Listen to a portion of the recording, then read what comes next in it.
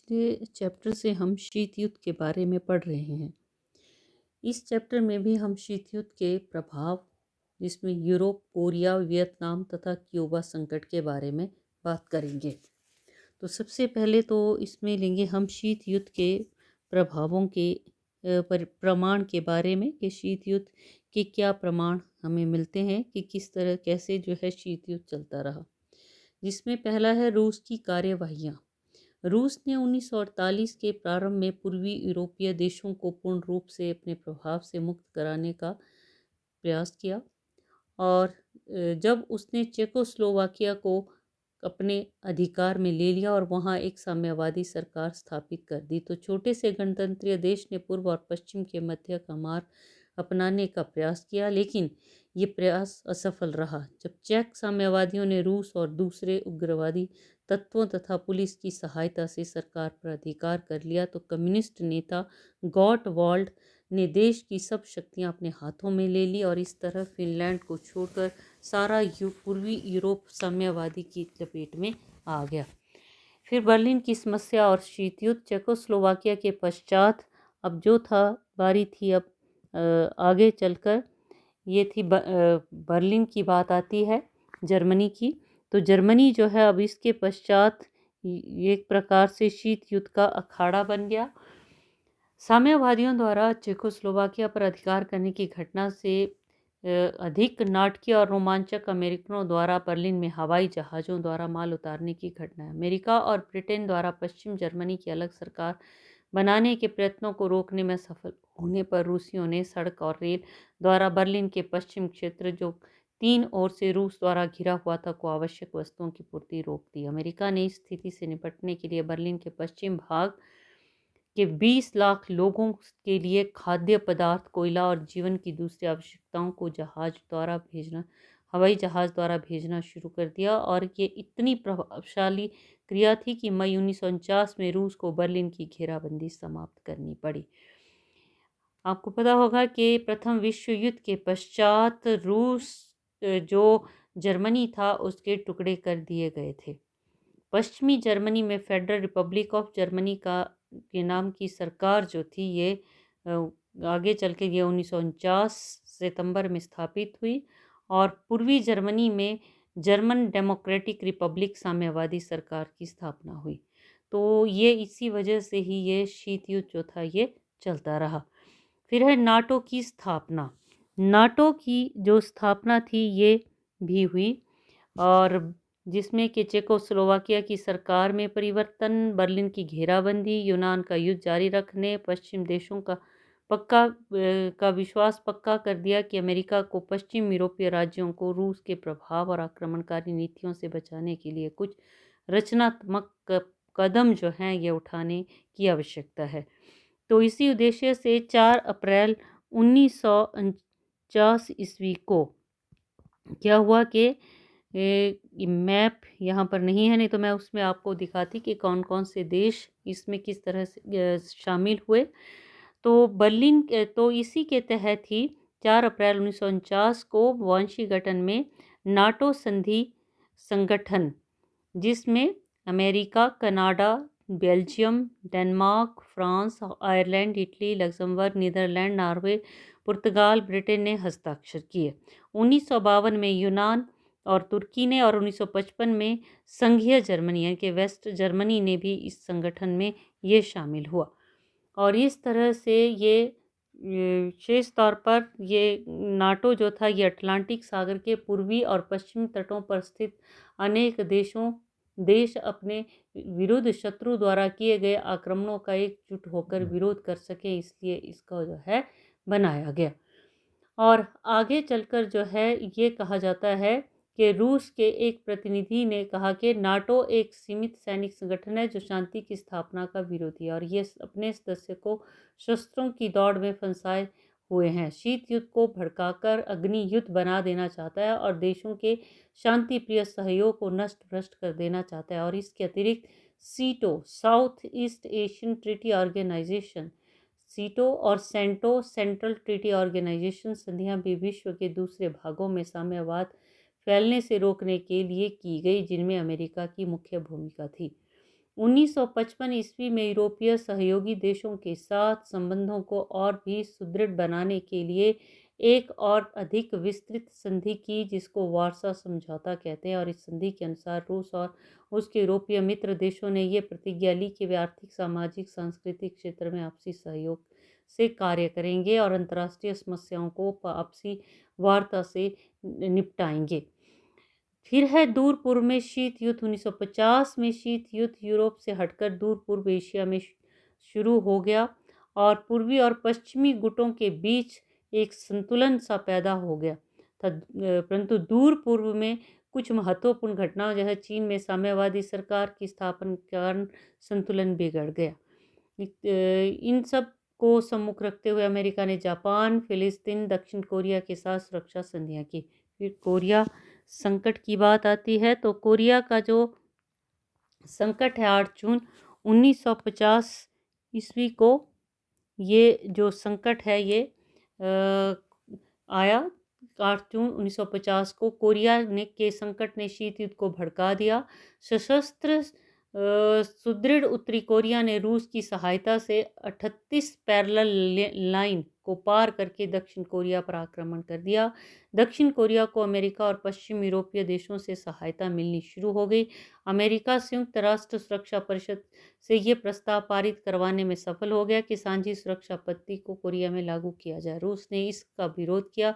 2 वर्षों के युद्ध और गाली गलौज के पश्चात दो बड़ी शक्तियों ने अनुभव किया कि शीत युद्ध को जीतना है तो गर्म युद्ध को बंद करके ठंडे हो जाना चाहिए। परिणाम स्वरूप अमेरिका और रूस जुलाई 1953 में युद्ध बंद करने पर सहमत हो गए। इसके पश्चात जापान के साथ शांति संधि का प्रश्न।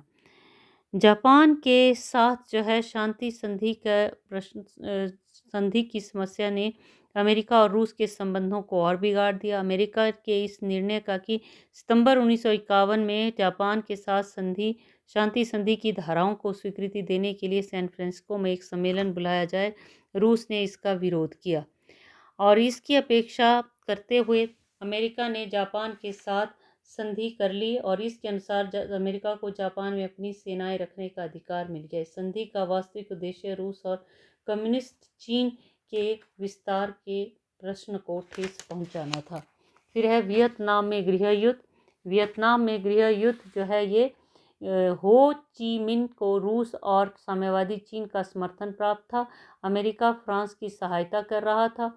दोनों पक्ष युद्ध का अंत चाहते थे। 1945 में जेनेवा में एक संधि हुई, वियतनाम का विभाजन कर दिया, लेकिन इसके पश्चात उत्तरी वियतनाम में कम्युनिस्ट गरिल्लों और दक्षिण वियतनाम की सेनाओं में युद्ध शुरू हो गया। साम्यवाद के प्रसार को रोकने के उद्देश्य से अमेरिका ने दक्षिण वियतनाम को धन और शस्त्रों की सहायता दी और स्वयं भी इस युद्ध में शामिल हो गया।